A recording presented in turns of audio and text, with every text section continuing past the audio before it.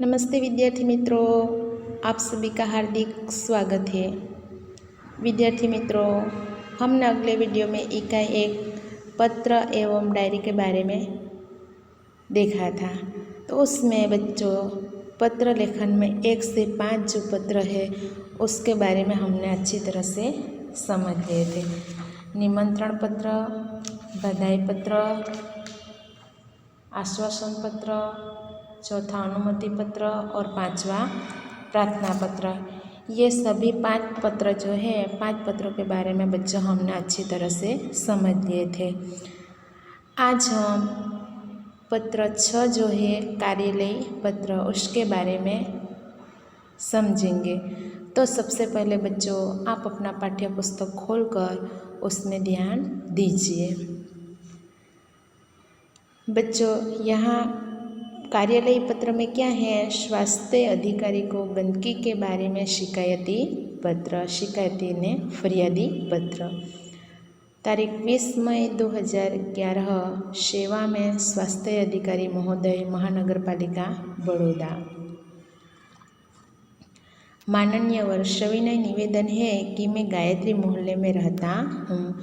यह मोहल्ला पिछले कई दिनों से ठीक से साफ नहीं हो रहा है। आजकल शादी का मौसम है, रास्ते पर गंदगी फैली है। पास के कूड़ेदान डस्टबिन में सब जूठन डाल जाते हैं। बदबू के कारण पिछले 2 दिन से तो यह हाल हो गया कि वहाँ से आना जाना भी मुश्किल हो गया। आने जाने वाले सभी लोग जो है परेशान हो रहे।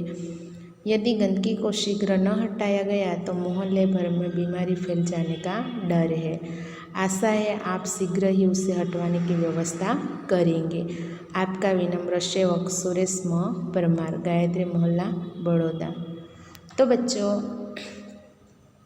यहाँ क्या है कि कार्यालय पत्र जो है वो कार्यालय पत्र किसने लिखा था, तो सुरेश भाई म परमार ने स्वास्थ्य अधिकारी को लिखा था। किस दिनांक को, तो 20 मई 2011 को।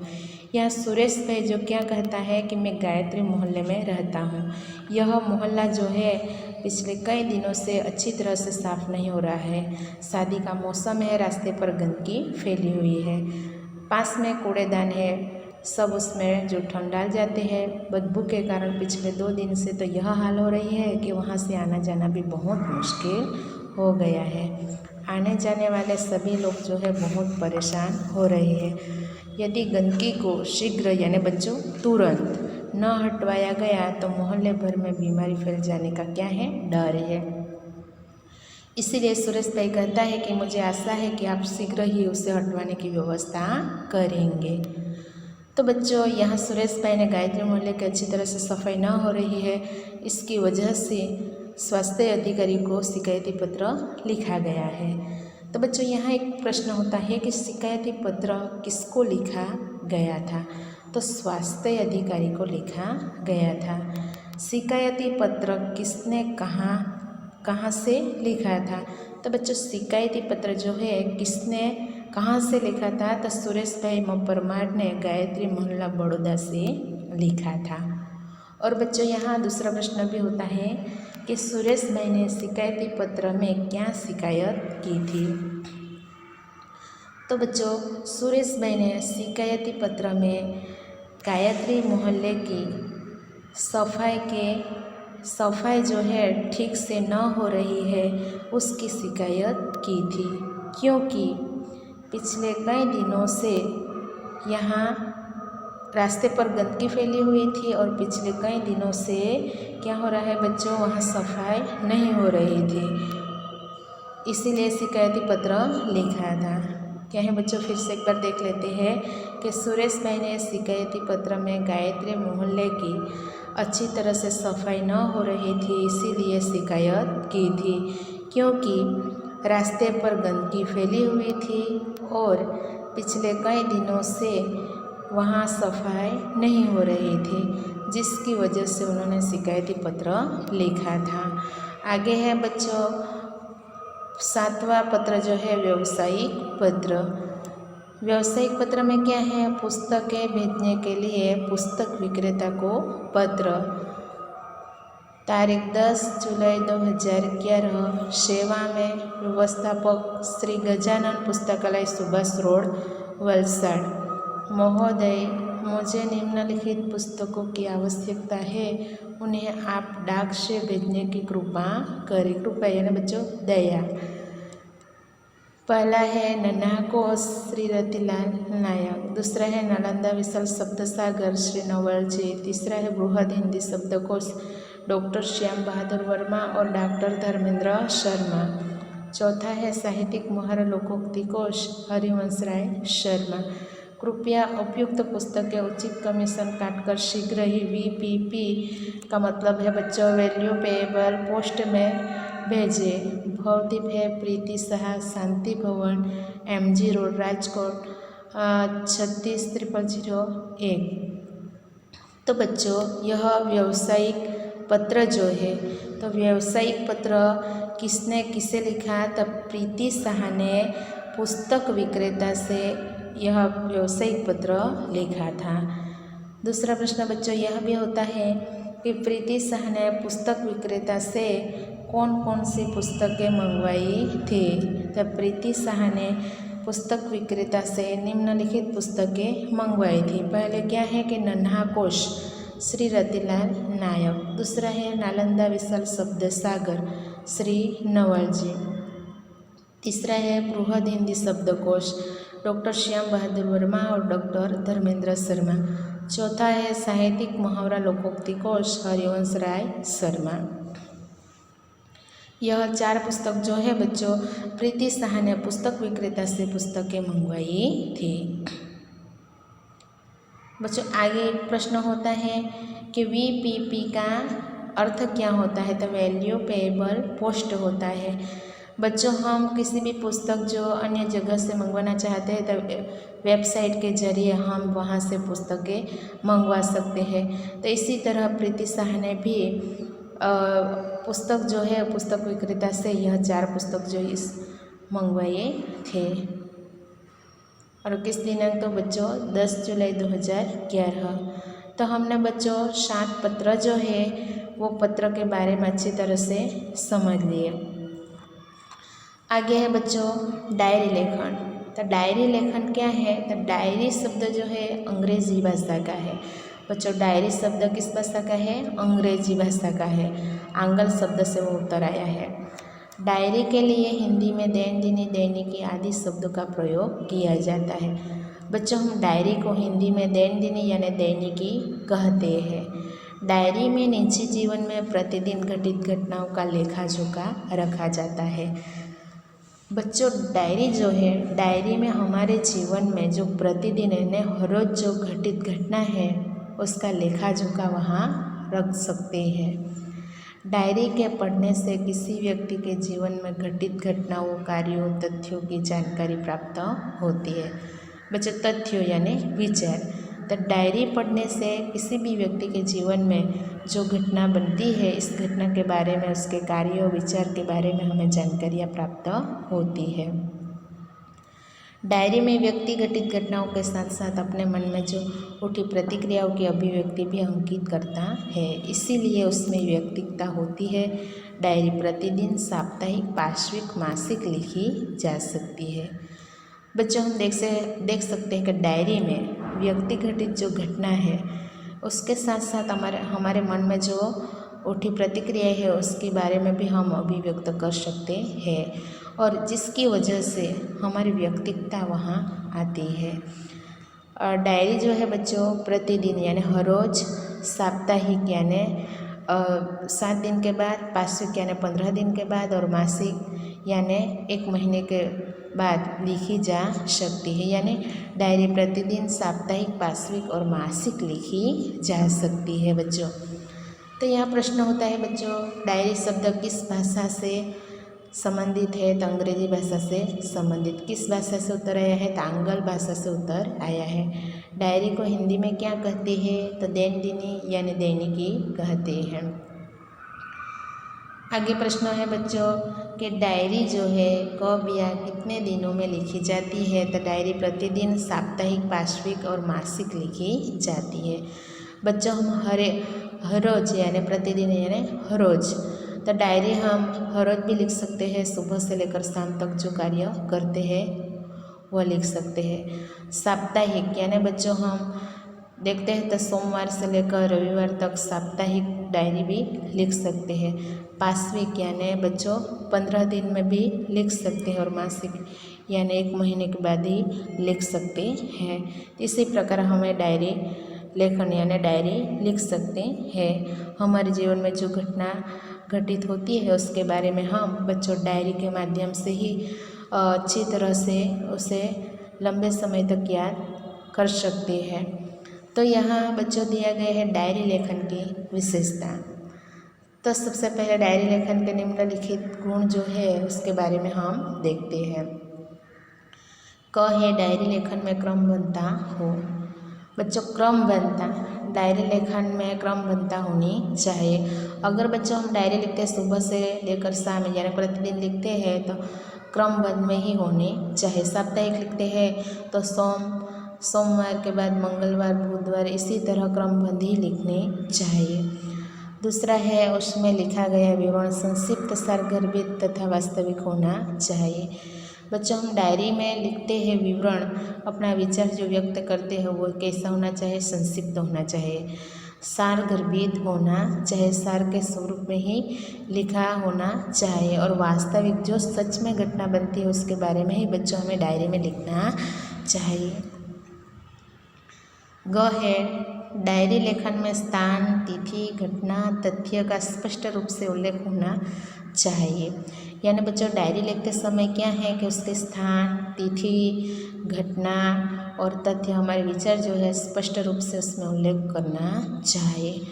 चौथा है डायरी लेखन करते समय आलोचना, टीका टिप्पणी, बनावटीपन, काल्पनिकता, चित्रात्मकता, अनावश्यक विस्तार से बचना चाहिए। बच्चों अगर हम डायरी लिखते हैं तो इस डायरी लिखते समय हमें आलोचना, टीका टिप्पणी, बनाकर और काल्पनिक तरह से हम सोचते हैं लेकिन बच्चों ऐसा नहीं होता। तो काल्पनिक रूप से हमें डायरी नहीं लिखना चाहिए, चित्रात्मकता भी नहीं करनी चाहिए, ऐसे अनावश्यक विस्तार से हमें बचना चाहिए। यह है बच्चों डायरी लेखन की विशेषता है यानी गुण है। डायरी क्रमबद्ध होना चाहिए, डायरी संक्षिप्त, सारगर्भित, वास्तविक होना चाहिए, डायरी में स्थान, तिथि, घटना, तथ्य का स्पष्ट उल्लेख होना चाहिए, डायरी में आलोचना, टीका टिप्पणी, बनावटीपन, काल्पनिकता, चित्रात्मकता से हमें बचना चाहिए। आगे है बच्चों डायरी लेखन के लाभ। तो डायरी लेखन के लाभ जो है बच्चों उसके बारे में हम देखते हैं। उससे जीवन में घटी घटनाओं की जानकारी प्राप्त होती है। डायरी लिखने से क्या लाभ होता है बच्चों, तो हमारे जीवन में जो घटित घटना है उसके बारे में हमें जानकारी प्राप्त होती है। बच्चों हमारे जीवन में जो घटना घटित होती है वह हमें सब मालूम नहीं होती, वह धीरे धीरे हम क्या करते हैं बच्चों उसे भूल जाते हैं। लेकिन डायरी के माध्यम से अगर डायरी में लिखा होता है तो इसी समय डायरी के पन्ने जो उलट कर देखते हैं तब पलटते ही क्या होता है हमारे जीवन में जो घटना घटित हुई है उसके बारे में हमें जानकारियाँ प्राप्त हो जाती है। दूसरा है डायरी में तथ्यों का उल्लेख रहता है, इसके कारण व्यक्ति दिन भर जो अच्छे बुरे काम करता है उसका उल्लेख भी रहता है, उससे सने सने बुराइयों से बचा जा सकता है। बच्चों सने यानी छोटी छोटी बुराई। तो डायरी में तथ्यों का उल्लेख रहता है, तथ्य यानी विचार का उल्लेख रहता है, जिसकी वजह से व्यक्ति दिन भर में जो अच्छे बुरे काम करते हैं उनका उल्लेख भी यहाँ मिलता है। बच्चों हम दिन भर अच्छे बुरे कार्य करते हैं, हमें मालूम नहीं होते हैं, कभी कभी हम अच्छे काम करते हैं, कभी बुरे भी काम करते हैं, लेकिन डायरी में जब व्यक्त करते हैं अपने विचार तो उसके माध्यम से जो छोटी छोटी बुराई है वह छोटी छोटी बुराइयों से हम बच सकते हैं। बच्चों यहाँ प्रश्न भी होता है कि डायरी लिखने से इससे बचा जा सकता है, तो डायरी लिखने से बुराइयों से बचा जा सकता है। आगे है डायरी है ऐसा दस्तावेज जिसे पढ़कर किसी व्यक्ति के जीवन में पिछले अनुभवों तथा घटनाओं की जानकारी और वह भी संबंधित व्यक्ति के शब्दों में प्राप्त की जा सकती है। बच्चों, डायरी एक ऐसा दस्तावेज है, कागजात है, जिससे पढ़कर किसी भी व्यक्ति जो है उसके जीवन में पिछले अनुभव जो है, घटना है, उसकी जानकारी हमें मिलती है और वो भी संबंधित व्यक्ति के अपने शब्दों में प्राप्त की जा सकती है। इसी प्रकार बच्चों, डायरी लिखने से क्या होता है तो लाभ होता है, तो हमारे जीवन में जो घटित घटना है उसकी जानकारी मिलती है।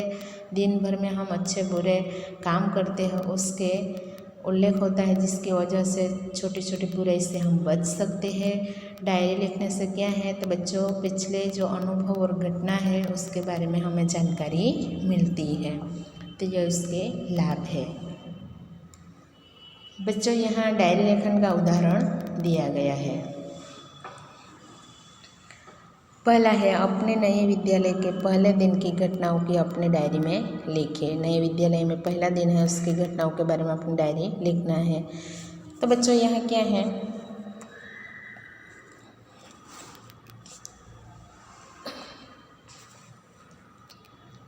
सात अगस्त 2010 जामनगर। आज नए विद्यालय में मेरा पहला दिन था। मन में विभिन्न प्रकार के विचारों की उथल पुथल चल रही थी। अनेक अनजानी आशंकाएं अनायासी मुझे डरा रही थी। 9 बजे पिताजी के साथ मैं अपने नए विद्यालय आदर्श मंदिर में पहुंचा। प्रधानाचार्य कक्ष में जाने पर उन्होंने मुझसे कुछ प्रश्न किए, जिनके उत्तर मैंने दे दिए। मेरे उत्तरों से संतुष्ट नजर आए। उन्होंने मुझे प्रवेश के लिए निर्धारित फॉर्म दे दिए। मन को राहत मिली। थोड़ी देर के लिए शुल्क आदि जमा करवाने के बाद मैं अपनी नई कक्षा में पहुंच गया। अपने नए दोस्तों, अध्यापक, आचार्य से मिलकर ऐसा नहीं लगा कि मैं नए विद्यालय में आ गया हूँ। बच्चों, यहाँ डायरी लिखना है, तो यहाँ अपने नए विद्यालय के पहले दिन के बारे में है। हम पहले दिन जाते हैं तो हमारे मन में भी अनेक विचार आता है। हमारे मन में उथल पुथल चलने लगती है। न जाने अनेक आशंकाएं ही पैदा होती है और हमें डर लगता है। तो 9 बजे पिताजी के साथ बच्चों वह कहाँ गए, नए विद्यालय के आदर्श मंदिर में पहुंच जाता है। प्रधानाचार्य जो कक्ष में जाने पर उन्होंने क्या किया तो कुछ प्रश्न पूछे और सभी प्रश्न जो है उसके उत्तर उन्होंने दे दिए। उत्तरों से संतुष्ट होकर प्रधानाचार्य ने उसे क्या किया, प्रवेश के लिए निर्धारित फॉर्म दे दिए और मन में राहत हुई। थोड़ी देर के बाद शुल्क आदि जमा करवा दिए और बच्चों नई कक्षा में वह पहुंच गए। अपने नए दोस्तों, अध्यापक, आचार्य से मिलकर ऐसा नहीं लगा था कि नए विद्यालय में मैं आ गया। तो इसी प्रकार बच्चों क्या है, डायरी लेखन का उदाहरण दिया गया है। हमें भी इसी प्रकार डायरी लिखनी होती है। यहाँ दूसरा भी है बच्चों, उदाहरण के स्वरूप में वार्षिक परीक्षा के एक दिन पूर्व के अनुभव को अपनी डायरी में लिखिए। हम अपने बारे में भी बच्चों डायरी में व्यक्त कर सकते हैं। यहाँ उदाहरण दिया गया है। यह 5 अप्रैल 2012 राजकोट। कल वार्षिक परीक्षा का पहला दिन है। रात्रि के 1 बज गए है, परंतु नींद नहीं आ रही। कल विज्ञान टेक्नोलॉजी विषय की परीक्षा है। यद्यपि सब कुछ दोहरा लिया है, तथापि मन में अजीब सा भय है। अचानक पिताजी मेरे कमरे में आए। मुझे जगा हुआ देखकर ठाटस बंधाया और बिस्तर पर लेटने को कहा। बत्ती बंद कर दी। बिस्तर पर पड़े पड़े भी नींद नहीं आ रही। पिताजी के चले जाने पर टेबल लैंप जलाए और पुस्तक के पन्ने पुनः पलटने लगा। थोड़ी ही देर थक कर बिस्तर पर पुनः लेट गया और न जाने कब नींद आ गई। बच्चों, यहाँ वार्षिक परीक्षा के एक दिन पूर्व के अनुभव पर अपने डायरी लिखना है अपने शब्दों में। इसका उदाहरण दिया गया है। आगे है बच्चों अभ्यास के प्रश्न है। तो अभ्यास में पहला प्रश्न है, निर्देशित विषय के बारे में पत्र लिखिए। यह प्रश्न 1 में पत्र ही लिखना है। आपकी हुई अपनी यात्रा प्रवास का वर्णन करते हुए अपने मित्र को पत्र लिखिए। दूसरा है, बीमारी को अवकाश के लिए कक्षा शिक्षक को पत्र लिखिए। अवकाश यानी छुट्टी, बीमार होने के कारण छुट्टी के लिए कक्षा शिक्षक को पत्र लिखिए। तीसरा है, अपने स्कूल के किसी समस्या के बारे में प्रधानाचार्य को पत्र लिखिए। तो बच्चों यह क्या है, पहले पत्र में अपने प्रवास किए गए हैं आपने जो प्रवास किया है उसका वर्णन करते हुए पत्र लिखना है। दूसरा क्या है कि बीमारी की छुट्टी के लिए कक्षा शिक्षक को पत्र लिखना है। तीसरा जो है स्कूल में किसी समस्या है, इस समस्या के लिए प्रधानाचार्य को पत्र लिखना है प्रश्न 1 में। प्रश्न 2 में सोचिए और लिखिए। अगर तुम्हें मोबाइल फ़ोन अपने मित्रों को SMS द्वारा बधाई संदेश भेजना है तो क्या लिखोगे? तुमने इस बार छुट्टियों में क्या क्या किया, यह अपने मित्रों को कंप्यूटर पर ईमेल द्वारा बताना है तो क्या लिखोगे? बच्चों सोचिए और लिखिए। पहले में क्या है, तुम्हें मोबाइल फ़ोन पर अपने मित्रों को SMS द्वारा बधाई संदेश भेजना है तो यह क्या लिखोगे? और दूसरा जो है, तुमने इस बार छुट्टियों में क्या किया वह अपने मित्रों को कंप्यूटर ईमेल द्वारा बताना है तो आप क्या लिखोगे? तो इसके बारे में बच्चों ने यहाँ लिखना है। आगे है प्रश्न 3 जो है, दिए गए प्रशासकीय शब्दों के आधार पर वाक्य बनाइए। बच्चों यहाँ प्रशासकीय शब्द दिए गए हैं तो इस शब्द के आधार पर हमें क्या करना है, वाक्य बनाना है। तो पहला जो है बच्चों अधिक शक है, तो अधिक शक यानी कि उसका वाक्य है समस्या निवारण के लिए मैं अधीक्षक से मिला। दूसरा है प्रभारी, तो मैं प्रभारी बनकर भी मेरा स्वभाव नहीं बदला। तीसरा है आयकर, तो मैं आयकर विभाग की अधिकारी बन चुकी थी।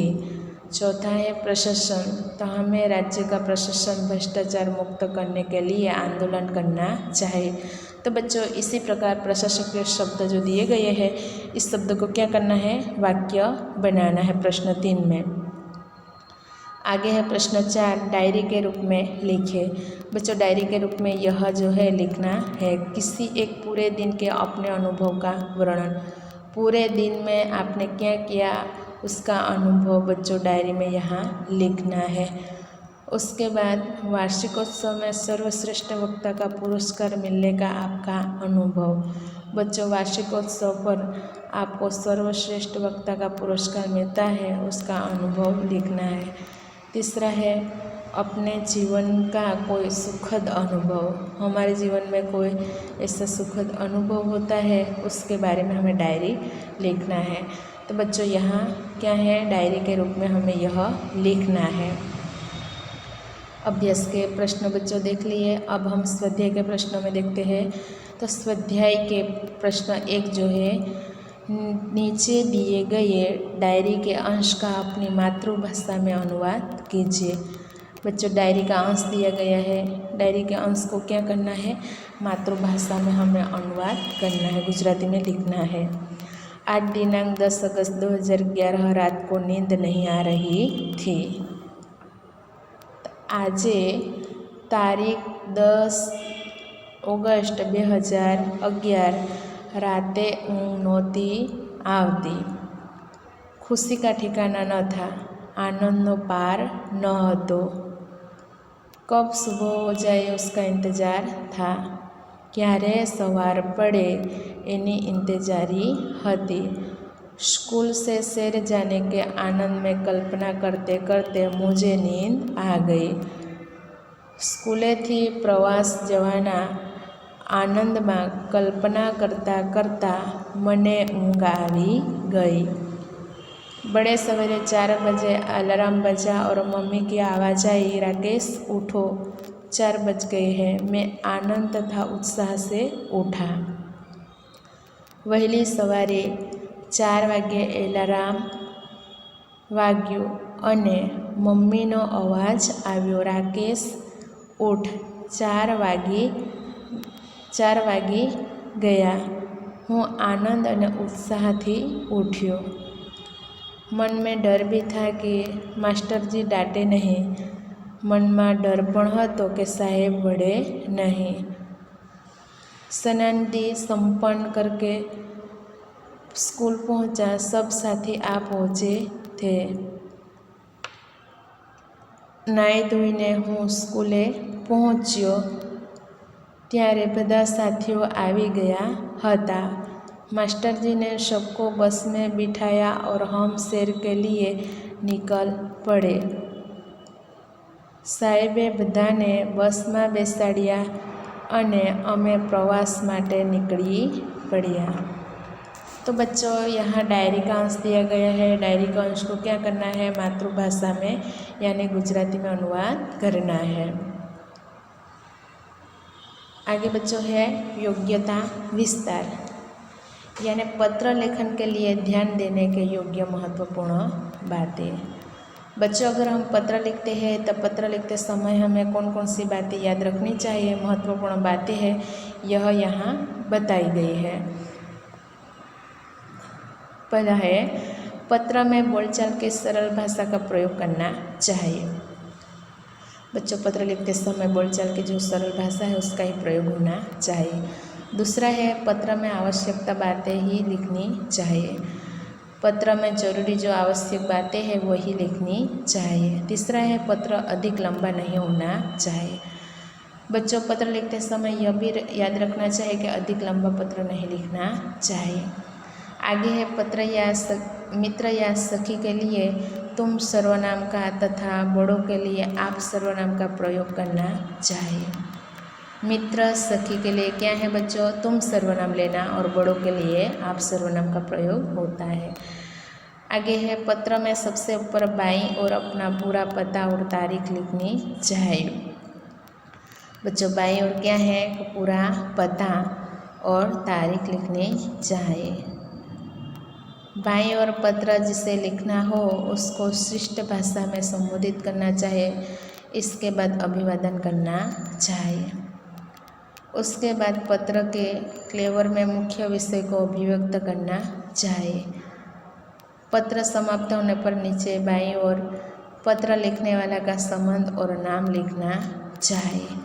तो बच्चों यहाँ जो पत्र लिखने की सूची जो है उसके बारे में हमें बताया है। पत्र किसी तरह लिखना चाहिए, कैसे लिखना चाहिए उसका हमें ध्यान रखना चाहिए। यहाँ बच्चों एक पुस्तक दिया गया है, उसमें क्या है, संबोधन, अभिवादन आदि की तालिका। किस प्रकार पत्र लिखना है उसका जो संबोधन है, अभिभावक है आदि तालिका हमें बताई है। तो पत्र का प्रकार, संबंध, अभिवादन संबंधी शब्द, पत्र की समाप्ति पर लिखे जाने वाली शब्दावली। तो बच्चों यह व्यक्तिगत पत्र है। पुत्र पिता को, पिता पुत्र को, पुत्र माता को, माता पुत्र को, छोटा भाई बड़े भाई को, बड़ा भाई छोटे भाई को, बड़ा भाई छोटी बहन को, मित्र मित्र को, शिष्य गुरु को, गुरु शिष्य को। संबंध है बच्चों यहाँ अभिवादन संबंधी शब्द। तो किस प्रकार अभिवादन देना चाहिए, तो पुत्र पिता को है तो पूज्य पूजनीय पिताजी। और समाप्ति पर लिखे जाने वाली जो शब्दावली है बच्चों, तो आपका आज्ञाकारी पुत्र। पिता पुत्र का तो प्रिय आयुष्मान नाम, तुम्हारा शुभचिंतक शुभेच्छु। पुत्र माता को लिखता है पूज्य पूजनीय माताजी, आपका आज्ञाकारी पुत्र। माता पुत्र को तो प्रिय आयुष्मान, हमारा नाम लिखना, अंत में तुम्हारी माता, तुम्हारी शुभचिंतक। छोटा भाई बड़े भाई को, तो आदरणीय भाई, आपका स्नेहकांक्षी स्नेह भाजन। बड़ा भाई छोटे भाई को प्रिय चिरंजीव नाम लिखना है, तुम्हारा शुभचिंतक शुभेच्छु। बड़ा भाई छोटे बहन को प्रिय नाम, यहाँ तुम्हारा, और शुभेच्छक शुभचिंतक यहाँ शुभेच्छु। प्रिय मित्र यानी प्रिय नाम। अभिनंदन, अभिन्न हृदय, तुम्हारा मित्र, तुम्हारी सखी, तुम्हारा शुभचिंतक। गुरु शिष्य को पूजनीय श्रद्धेय गुरुजी, आपका आज्ञाकारी शिष्य, आपका स्नेह भाजन। गुरु शिष्य को चिरंजीव नाम, तुम्हारा शुभकांक्षी शुभचिंतक। बच्चों यहाँ हम देख सकते हैं एक कोष्टक के माध्यम से यहाँ क्या है, पत्र का प्रकार है व्यक्तिगत पत्र, संबंध है किसके साथ के हमें किससे लिखना है उसका संबंध बताया है, अभिवादन शब्द लिया गया है पहले, और समाप्त करते हैं पत्र लिखने के बाद जो शब्द लिखना पड़ता है उसका शब्दावली की सूची यहाँ देख सकते हैं। तो बच्चों इसी प्रकार व्यक्तिगत पत्र है, यहाँ दूसरा है व्यावसायिक पत्र है, तीसरा है कार्यालय पत्र, चौथा है प्रार्थना पत्र।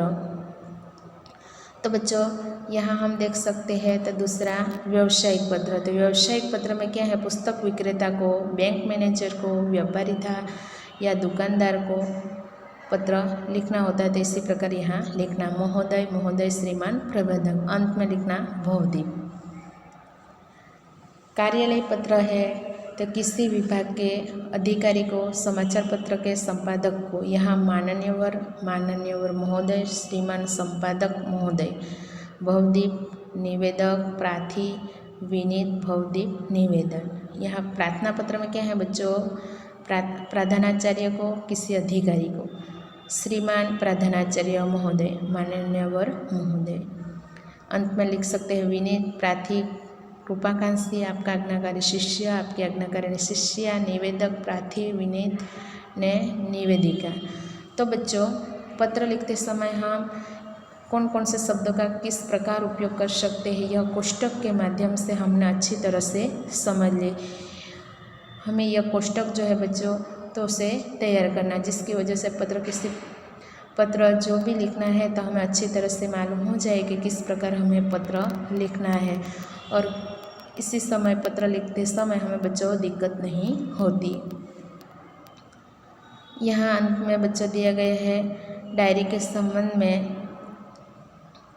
तो डायरी और आत्मकथा दोनों एक दूसरे के भिन्न हैं, क्योंकि आत्मकथा का संबंध जीवन के समुच्चय अभिव्यक्तियों की व्यवस्थित विवरण होता है, जबकि डायरी में दैनिक जीवन की घटने वाली घटनाओं तथा तथ्यों की संक्षिप्त जानकारी प्राप्त होती है। यह ध्यान देना है बच्चों। और अंत में यहाँ क्या है कि अपने पुस्तकालय से विभिन्न प्रकार के पत्र व डायरी के संबंधित पुस्तकें पढ़ें। यह हमें पढ़कर लिखना है। बड़े से पूछकर पता करें कि हम जो पत्र लिखते हैं वो दूसरे तक कैसे पहुँचते हैं, कौन ले जाता है, हम तक कौन पहुँचाता है, पत्र कहाँ इकट्ठे होते हैं। आजकल पत्र किस किस माध्यम से एक दूसरे तक जाते हैं। जिस क्षेत्र में आप रहते हैं वहाँ का पिन कोड क्या है, आपके घर डाक देने कौन आता है, उनमें मिलकर कोई 5 प्रश्न पूछिए, प्रश्न और उसके उत्तर लिखिए। बच्चों इस प्रश्न का उत्तर हमें देना है। और उसके बाद है संदेश व्यवहार के चित्र देखिए और समझिए। बच्चों सबसे पहले संदेश व्यवहार के साधन में पहले के ज़माने में क्या है, पक्षी जो है वो संदेश व्यवहार कर रहा था। यहाँ दूसरे चित्र में हम देख सकते हैं तो बच्चों राजा जो है यहाँ सेवक है, तो संदेश जो है वो सेवक पढ़कर राजा को बता सकते हैं। तीसरा जो है तो डाक सेवा है। यहाँ बच्चों हम देखते हैं तो पोस्ट कार्ड है, तहदेशीय पत्र है, यहाँ है मोबाइल और यहाँ कंप्यूटर। तो यह है संदेश व्यवहार के साधन है। इस संदेश व्यवहार के साधन जो है वो बच्चों हम उसका उपयोग करके संदेश व्यवहार आसानी से कर सकते थे। तो बच्चों हमने जो इकाई 1 जो है पत्र एवं डायरी, तो पत्र एवं डायरी के बारे में अच्छी तरह से समझ लिया है बच्चों, और पत्र एवं डायरी के अभ्यास और स्वाध्याय के सभी प्रश्नों के बारे में भी अच्छी तरह समझ लिए। तो बच्चों पत्र एवं डायरी जो है उसमें स्वाध्याय और अभ्यास के जो प्रश्न है और पत्र जो है वो पत्र अपने नोटबुक में लिखकर उसे तैयार करना। धन्यवाद बच्चों।